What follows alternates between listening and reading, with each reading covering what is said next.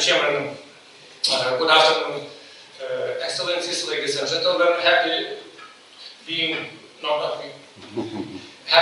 with you and happy to present you an overview of Lithuanian energy policy strategy in light of recent events and future challenges. Russian invasion of Ukraine and energy blackmail have shown us how important energy security and energy independence are for everyone.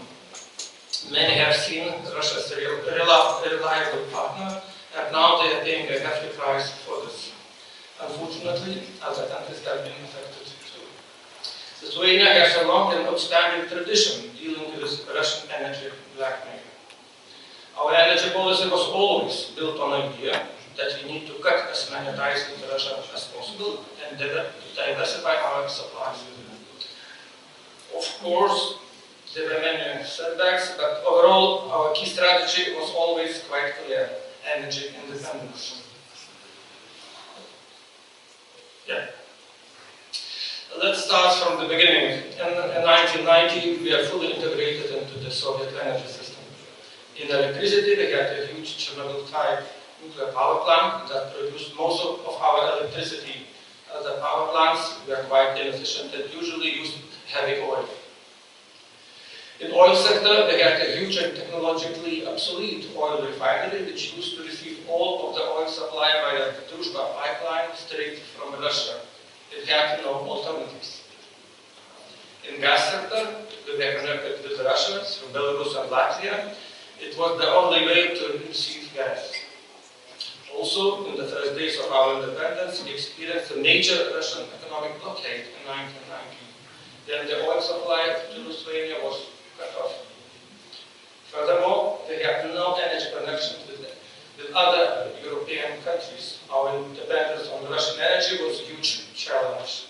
However, it became very clear for us what we should do next. We need to diversify our supplies.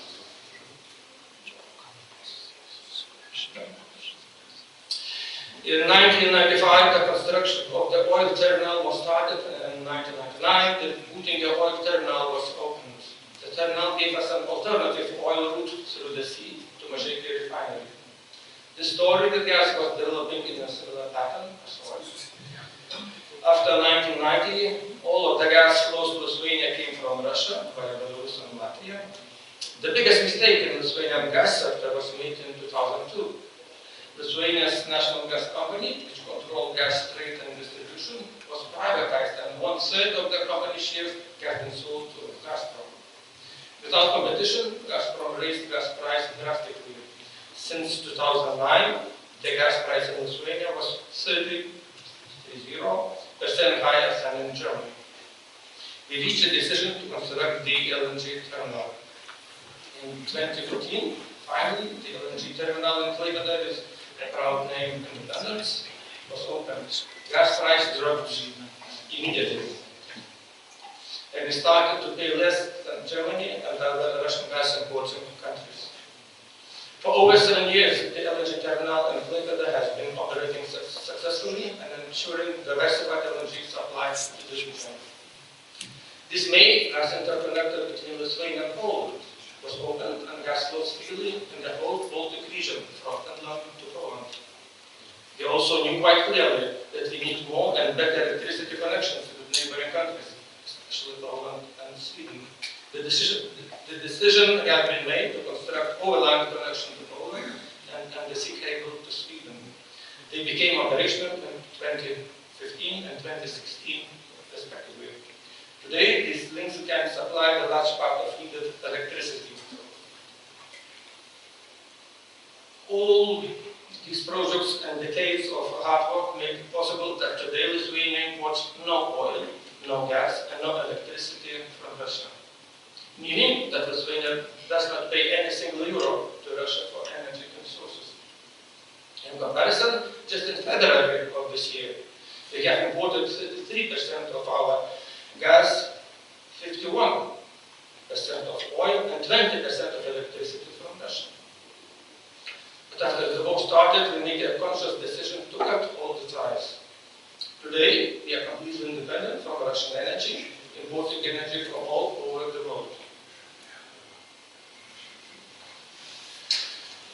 From 1990 to 2022 became a long way with many obstacles and failed projects. However, we have managed to implement the most important ones, and today we can live without Russia.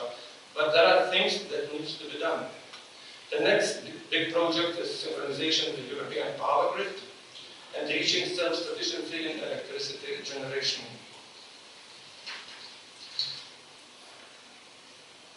In electricity sector, Lithuania still has challenges. First, country operates in a single synchronous zone with Russia, Belarus, Latvia, and Estonia, the so-called Brel ring. Second, after the decommissioning of Ignalina power plant, Lithuania lacks electricity generation. In current circumstances and geopolitical situation, we have no more excuse for Baltic states not to speed up the desynchronization from Brel ring. The preliminary assessment by Baltic TSOs shows that by February 2024, critical technical infrastructure of Baltic electricity systems will be in place for reliable and secure synchronous operation within the continental European network. The unity of Baltic states and Poland, full political support and engagement in technical preparation for accelerated synchronization is extremely important now. To be fully prepared for synchronization, all the Baltic countries need to conduct the independent operation test. We would expect this joint Baltic state independent operation test to be carried out in the spring of next year.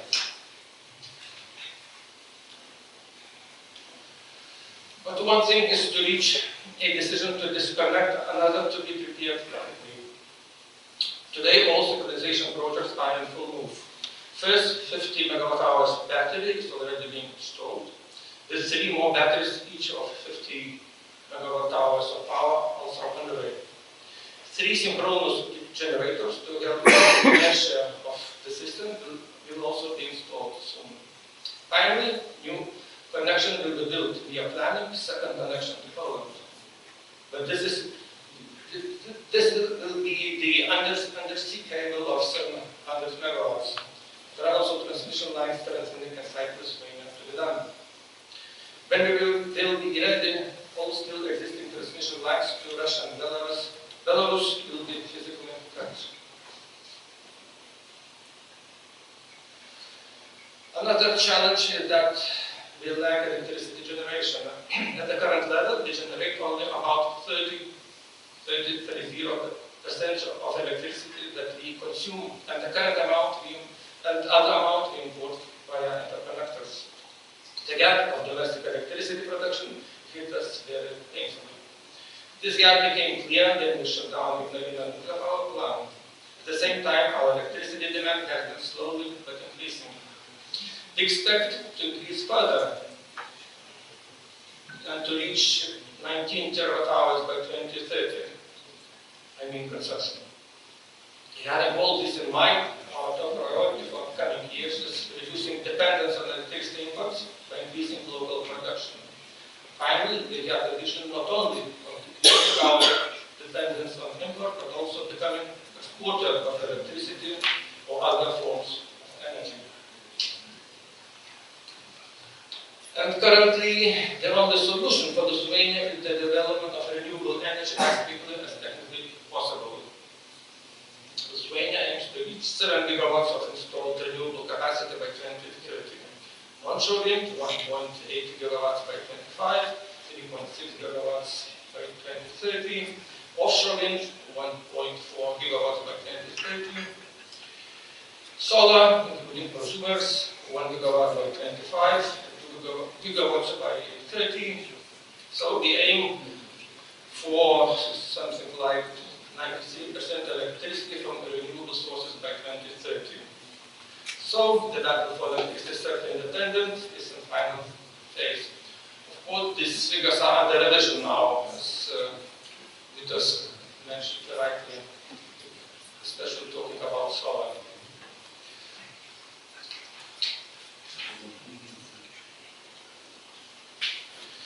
The situation is already moving forward. The last few years was quite slow in renewable generation. But 2022 was quite different. These new wind and solar parks, together with always increasing number of prosumers, from January to October, the number of installed renewable power have increased by 60% in Lithuania. And it's still not the end of the year. After the spike of energy prices and newly implemented laws to speed up the development of renewables, we are seeing a record number of new solar and wind developments. We can expect in the coming years that growth will not slow, but be even faster. In addition to private developments of solar and wind parks, Lithuania is also seeing the potential of the Baltic Sea to develop offshore wind parks. The preparation for first park auction is already in full gear. Auction is expected to start next autumn, with the park itself being operational from 2028. First park will have 700 megawatts of installed capacity. There are complete plans for second park of 700 megawatts, with overall potential for being for 2 more parks.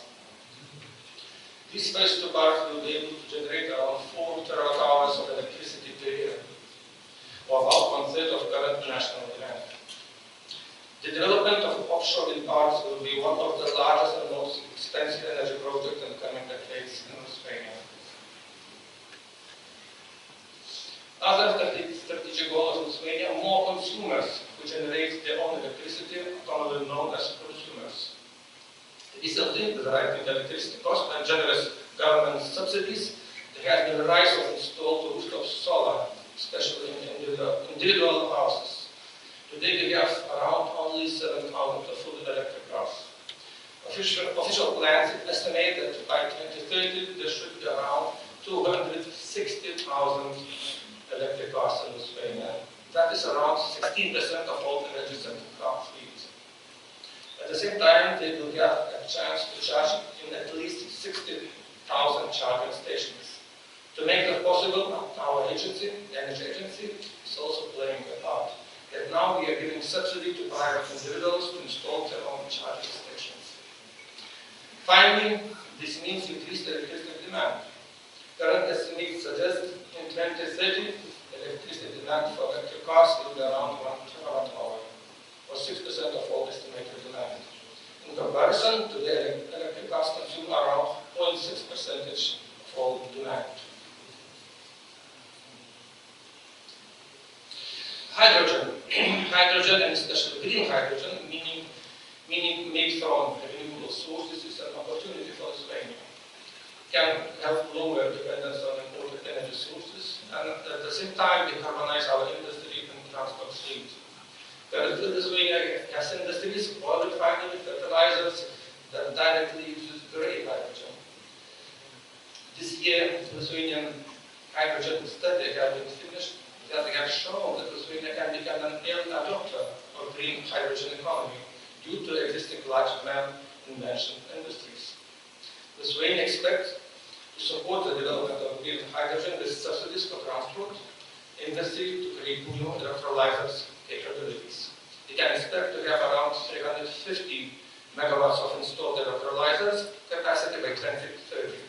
That should make at least 26 kilotons of green hydrogen. By becoming early adopter, Lithuania can pave the way for future developments, especially in the flexible power sector. And final slide. With all these ongoing changes, after the next decade, our energy system will look completely different. We will be disconnected from Russia and have strong links with continental Europe. Our electricity generation will not only be sufficient for us, but we will have opportunity to export it. Most of us will generate part of needed electricity and use it in everyday life more often. Our excess electricity that cannot be consumed or exported will be stored in batteries, hydro pump stations, or converted to hydrogen for long storage, and for industry and transport use. Finally, all these changes will significantly lower our energy import needs and will let us be truly energy self-sufficient. Chairman, that's it from my side. Thank you. Thank you very much, dear Virgilijus. As usual,